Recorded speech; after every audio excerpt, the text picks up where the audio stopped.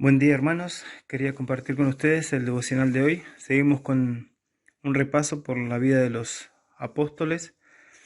Hoy nos toca el otro Simón, el celote o el cananeo. Dice Lucas, les invito a tomar sus Biblias, Lucas capítulo 6, versículo 12. En aquellos días, él, hablando del Señor, fue al monte a orar y pasó la noche orando a Dios. Y cuando era de día, llamó a sus discípulos y escogió a 12 de ellos, a los cuales también llamó apóstoles: a Simón, a quien también llamó Pedro, a Andrés su hermano, Jacobo y Juan, Felipe y Bartolomé, Mateo, Tomás, Jacobo hijo de Alfeo, Simón llamado Celote, Judas hermano de Jacobo y Judas Iscariote, que llegó a ser el traidor. Como verán, ya quedan pocos. Así que hoy es el turno de Simón el celote. La palabra celote, que es una palabra griega, y el cananeo también, como es descrito Simón, que es una palabra griega, significan lo mismo. Significa celoso. Este discípulo de Jesús era de Galilea, y por este apodo se supone que antes de ser discípulo de Jesús fue partidario de la secta de los celotes.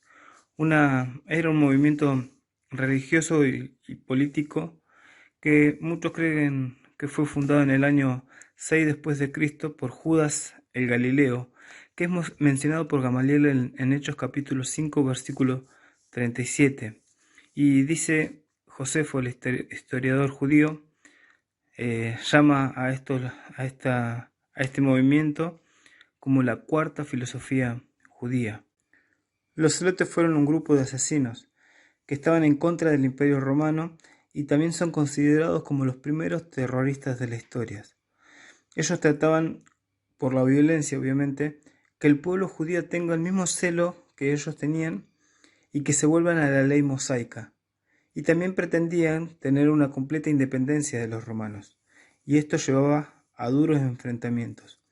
Por eso es que eran tan temidos tanto para romanos, pero también para los de su propio pueblo, porque ellos también mataban a los judíos que a su entender apoyaban o simpatizaban con el gobierno romano.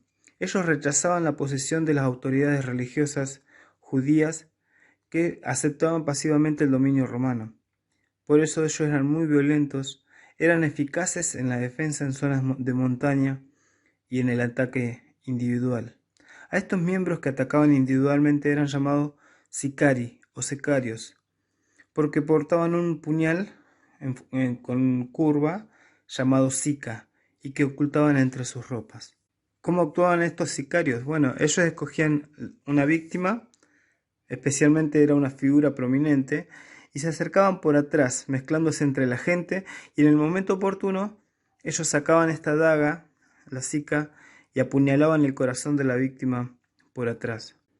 Se cree que Barrabás era un líder celote, que él estaba en la cárcel, como dice la Biblia, preso con sus compañeros de motín. Dice Marcos capítulo 15, versículo 7, y había uno que se llamaba Barrabás, preso con sus compañeros de motín que habían cometido homicidio en una revuelta. Estos compañeros quizás fueron los que fueron crucificados junto con el Señor. Así que, conociendo un poquito más a este grupo, que era un grupo violento, me llama mucho más la atención este enigmático discípulo, tan preparado para matar, pero ahora era seguidor de Cristo. Y encima tenía que convivir en el grupo con un publicano. Seguramente en algún momento le habrán picado las manos para hacer algo, pero en los evangelios no nos dice nada de este discípulo. No se destacó, no provocó una pelea. Y eso que la Biblia no dice de él, me está diciendo algo a la vez de él. Simón, el ex celote, había aprendido del Maestro, había aprendido de su mansedumbre y de su compasión. Un caballo manso no pierde su fuerza, pero sí está bajo control de aquel que lo domina. Y Simón aprendió a controlar ese celo que antes lo llevaba a la violencia, ahora era dominado por el Señor. Si vamos a la escena del Getsemaní, donde venían a apresar al Señor, en esa escena habían dos Simones. y había seguramente dos espadas, como dice Lucas 22:38. Por un lado, tenemos un Simón inexperto con la espada y al otro con la experiencia necesaria. Pero un Simón tomó la espada y quiso matar a uno de ellos, y el Señor tiene que sanar milagrosamente la oreja de Malco. Y el otro no se menciona. El otro, el hombre de la daga, el sicario, el revolucionario, en ese momento de acción se mantuvo quieto. ¿A cuál de los dos Simones nos parecemos? Tristemente les cuento que muchas veces actué como Simón Pedro, hiriendo o lastimando a otro cuando no pensaba como yo, y lo digo con vergüenza. ¿Cuántas veces actuamos con enojo o actuamos siendo impacientes y no aceptamos que quizás el otro tenga una opinión diferente o quizás el otro tenga la razón? No nos planteamos si quizás nosotros estamos en el error. ¿Cuántos hechos horribles encontramos en las noticias por personas que perdieron el control? Cosas terribles que pueden pasar en 2 segundos de una ira incontrolada. ¿Cuánta falta de autocontrol hay en nuestra sociedad? Los que tienen falta de dominio propio se lastiman a sí mismos. Si no tenemos esta cualidad importante del fruto del Espíritu en nosotros, no vamos a ser vencedores en las tentaciones. Tampoco vamos a tener emociones sanas, no vamos a tener relaciones sanas. Nuestro Padre Celestial es mostrado por varios autores como Moisés, Nehemías, Joel, Nahum y otros tantos como tardo para la ira y grande en misericordia, y que perdona la iniquidad y la rebelión, aunque de ningún modo tendrá por inocente al culpable, dice Números 14:18. ¿Cuánto nos falta mostrar de nuestro Padre Celestial? La Biblia menciona un episodio donde el Señor actuó con celo. Dice Juan capítulo 2, versículo 13, estaba cerca la Pascua de los judíos, y subió Jesús a Jerusalén y halló en el templo a los que vendían bueyes, ovejas y palomas, y a los cambistas allí sentados. Y haciendo un azote de cuerdas echó fuera del templo a todos, y las ovejas y los bueyes, y esparció las monedas de los cambistas y volcó las mesas. Y dijo a los que vendían palomas, quitad de aquí esto, y no hagáis de la casa de mi padre casa de mercado. Entonces acordaron sus discípulos que está escrito, el celo de tu casa me consume. En este episodio el Señor actuó con enojo, con indignación, porque el culto al Padre se estaba haciendo de una forma inmunda. Había una adoración corrompida, donde debía ser un lugar para dar gloria a Dios y para adorarlo, había un mercado corrupto, una cueva de ladrones.